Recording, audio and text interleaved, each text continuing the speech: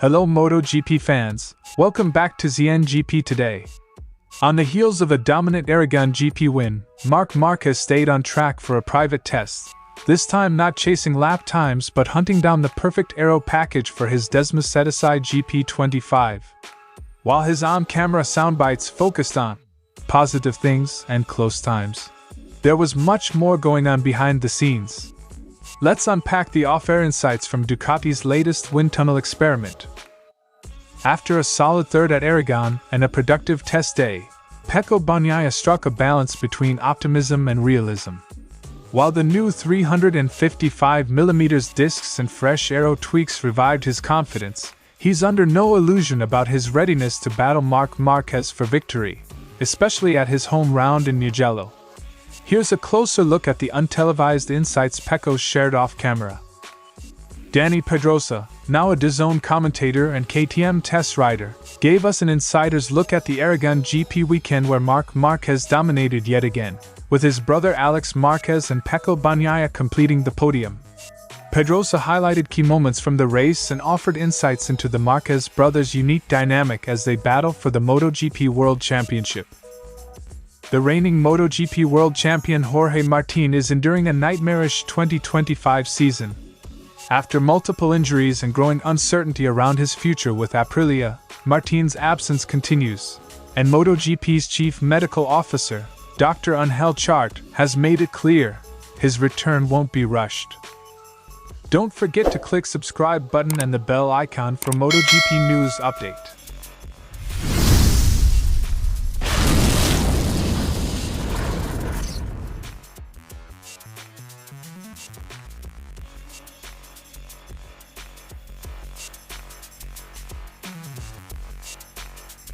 Rather than shutting down after Sunday's podium celebrations, Marc and the Borgo Panigale crew rolled straight into a collective test session.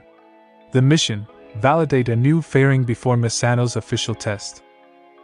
We spent most of our day testing the new aerodynamic package. The next test will be in Misano and it would have been too late to homologate it after that. Marc Márquez's statement. In the brief windows when traffic was light, Márquez bolted on the new bodywork and threw down a flyer, proving it wasn't just lunch break tinkering, but a contender for race day. Ducati must decide which elements make the final cut. With homologation deadlines looming, every test run, and Marco's feedback, could swing the choice. I found some positive things about this package and I also used it when I did my fast lap today. With the standard one I was still very close. We need to understand which combination is the best. With the team we decided to try the new aerodynamics here. It's time to try to homologate the new one. A fresh fairing isn't plug and play. Marc spent hours fiddling with suspension and geometry to retune the chassis around the extra downforce. Aerodynamics behave very differently in clean air than in the slipstream. Márquez stressed the importance of solo running to gauge true gains. The balance of the bike changes quite a bit, and all day we work to make changes to the setup to fix it. You need to set the aerodynamics when you are alone and not when you are behind other riders. Behind other riders the effect of the aerodynamics changes completely, there is less downforce. Different corner types reveal distinct aero strengths. Márquez noted that the new package needed evaluation on high-speed sweepers and tight hairpins alike. Ducati's GP24 remains a potent baseline. Marc's goal with the GP25 aero was clear: carve out a wider margin over last year's machine. There are fast corners, slow corners, and it changes a lot. We did several tests with different combinations to see where it helps the most. The aim is to distance ourselves more clearly from the GP24S in terms of performance. With the standard one I was still very close. In the midst of aero talk, Marc was quizzed on last weekend's different front discs. His verdict: any differences exist only in a couple of braking zones. With data in hand, Ducati will reconvene at Misano. Marc's Aragon insights will shape the final aero spec for the second half of the season. For me there is no difference between the two brake discs. They only differ in the last part of the braking, where I like to modulate it in a certain way. But it changes little. We'll see. I'm very focused on understanding which parts help most. From Misano onward, we must choose wisely. Ducati's Aragon test wasn't a sideshow. It was a critical step in the GP25's evolution. By marrying Marquez's razor-sharp feedback with pinpoint setup work, Borgo Panigale hopes to unleash the next leap in performance. And if this day of aero testing is any guide, the second half of 2025 could see a wind tunnel revolution on track.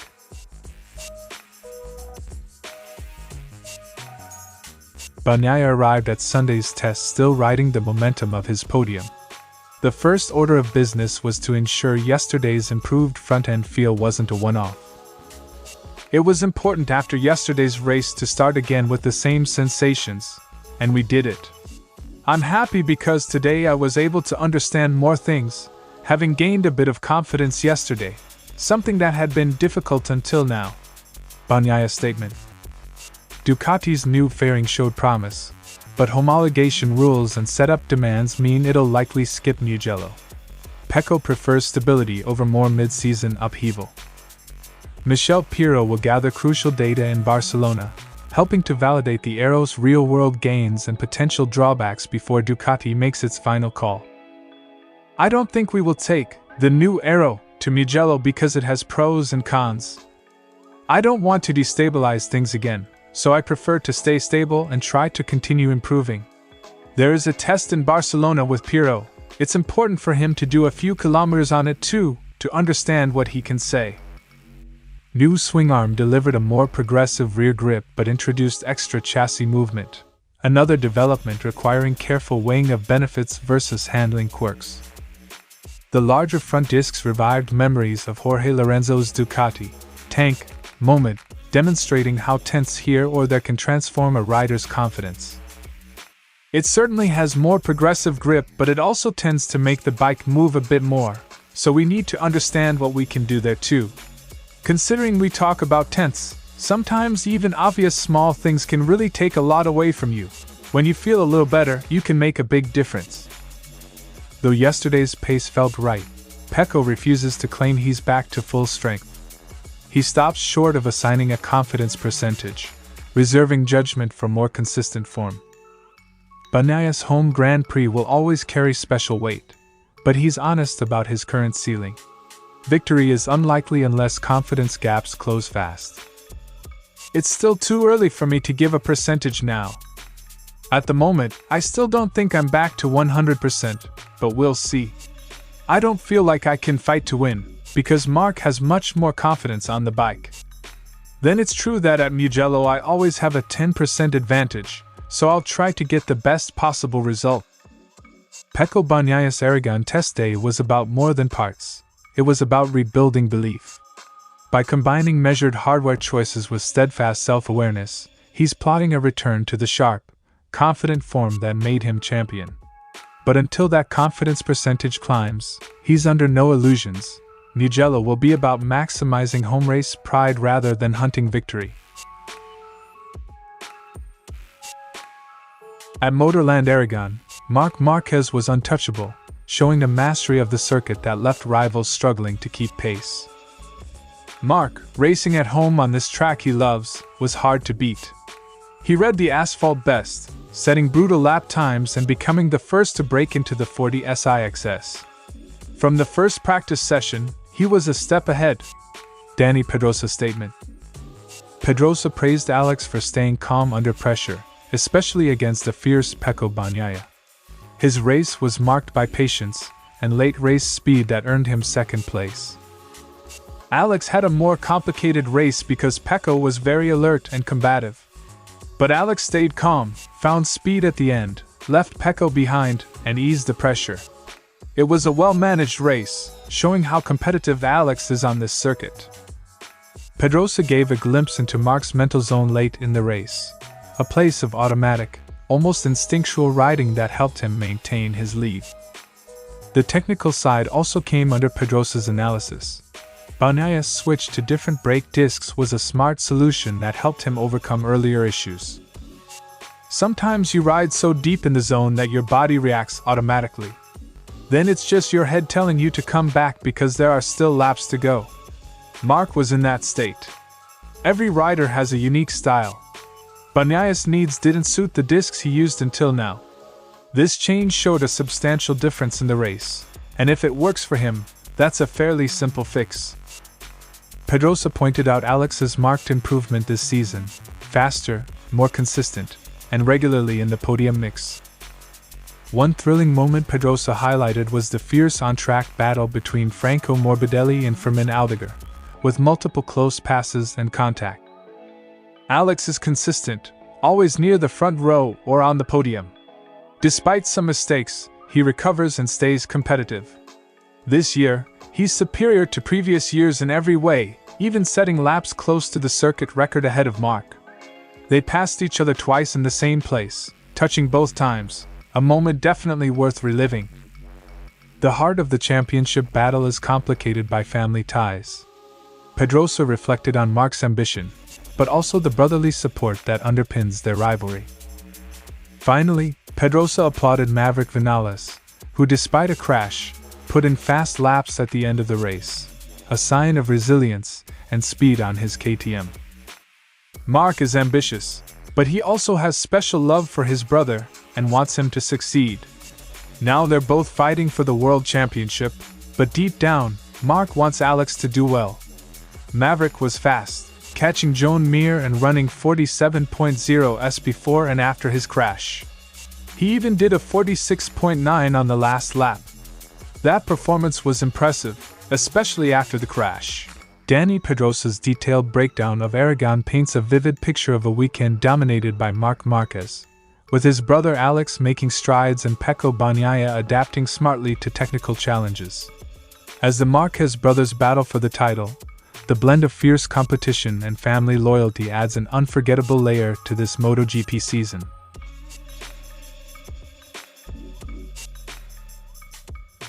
Jorge Martin entered 2025 as the title defender, but the season has slipped away due to injuries and off-track turmoil. The trouble began with two major crashes in pre-season, both requiring surgery, that disrupted his form even before the first race. The defining blow came at the Qatar GP, where Martin suffered a violent crash that fractured 11 ribs, a rare and severely debilitating injury. Since then, he's remained off track, prioritizing his long recovery process over racing. Dr. Angel Chart, head of MotoGP's medical team, issued a candid update after visiting Martin recently at the hospital. "I was with Jorge last Monday. He's progressing very well. The fractures are healing, but he needs time. I won't let him return until he's 100% fit." Angel Chart's statement. The message is clear: no rush, no compromise. The focus is on ensuring a safe and complete recovery, which means Martin is unlikely to rejoin the grid in the immediate future. As if the physical toll weren't enough, Martin's professional future is now also in flux. While his contract with Aprilia runs through 2026, rumors of an early departure have emerged, sparking debate within the paddock and leaving fans uncertain about where Martin might land. With the first half of 2025 already lost, Martin and his team are eyeing the second half of the season for a possible comeback, but only if he's truly ready. The paddock continues to monitor his progress, waiting to see if the reigning champion can rebound from one of the hardest chapters of his career. For Jorge Martin, 2025 has been a season of physical pain, personal challenge, and professional uncertainty. As MotoGP's medical team plays it cautious, the grid remains one star short, and fans can only hope that the Madrid-born champion returns not just to ride, but to win again. Thanks for watching ZNGP today, and this is your MotoGP news update. And see you next time!